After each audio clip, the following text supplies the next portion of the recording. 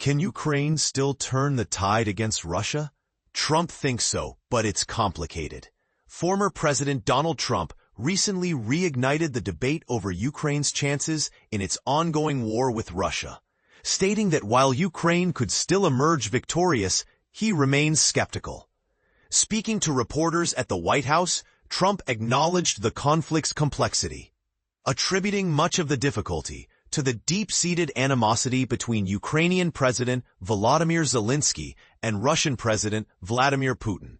It's turned out to be nasty, Trump remarked, because you have two leaders that truly hate each other. This mutual hostility, he added, makes achieving peace a little bit difficult. But here's where it gets controversial. Just weeks earlier, Trump had expressed optimism that Ukraine could reclaim all the territory lost to Russia since the invasion began in February 2022. This marked a significant shift from his earlier stance during his 2024 campaign, where he suggested Kyiv might need to cede territory to secure peace with Moscow.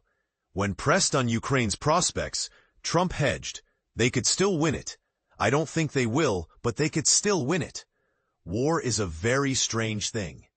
Why this matters, Trump's evolving position reflects the broader uncertainty surrounding the conflict. While he urged Russia to halt attacks on Ukrainian civilians, he dismissed questions about providing additional aid, calling the situation more complicated than that. Instead, he emphasized ongoing efforts to broker a deal, warning that failure could result in a lot of people paying a big price. Meanwhile, Russia has consistently rejected calls for a ceasefire, arguing that Ukraine would exploit any pause to rearm and regroup. The Kremlin has also demanded that Ukraine cede more territory than Russia currently occupies, a non-starter for Kyiv. And this is the part most people miss. Despite Trump's calls for a freeze along current front lines, Russia's position remains unchanged. Kremlin spokesperson Dmitry Peskov reiterated this stance, stating, Russia's position remains unchanged. Behind the scenes, U.S. Secretary of State Marco Rubio and Russian Foreign Minister Sergei Lavrov discussed next steps, though both sides released vague statements about their conversation. Trump hinted at an upcoming meeting with Putin, but details remain scarce. The bigger picture, Russia's invasion of Ukraine in February 2022, framed by Putin as a special military operation to demilitarize and denazify the country, has been widely condemned as a baseless pretext for aggression. The conflict stems from years of escalating tensions following Russia's 2014 annexation of Crimea and its support for separatists in eastern Ukraine.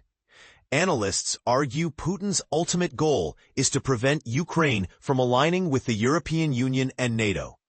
The war has become Europe's deadliest in decades, reshaping global alliances and resulting in tens of thousands of casualties.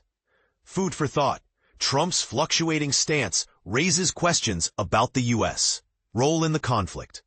Is his skepticism about Ukraine's chances justified, or does it undermine Kyiv's morale? And what does Russia's refusal to compromise mean for the future of peace negotiations? Let's hear your thoughts. Do you think Ukraine can still win, or is a frozen conflict the most realistic outcome?